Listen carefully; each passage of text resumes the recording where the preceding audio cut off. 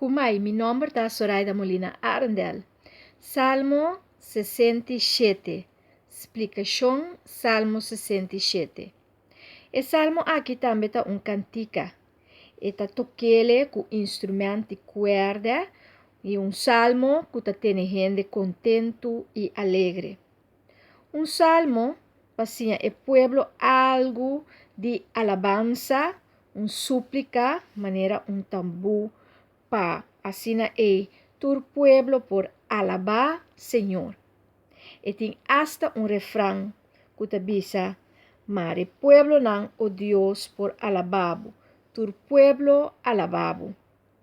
E salmo aqui ta súplica tu gente pa alabar Señor.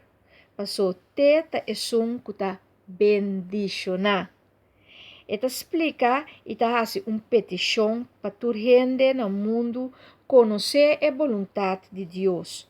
Paso Deus é único que ta traze salvação. E salmo ta pede tu gente para alabar Deus.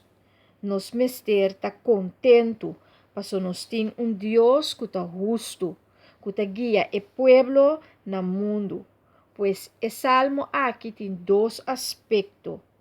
Eta nos que Deus está justiça, é Deus justo, e Deus está guiador, eta guiança, eta guia. E nos por seguro que Deus está contestar oração e bendição e que eta manda bendição para nós. Have fun with the journey.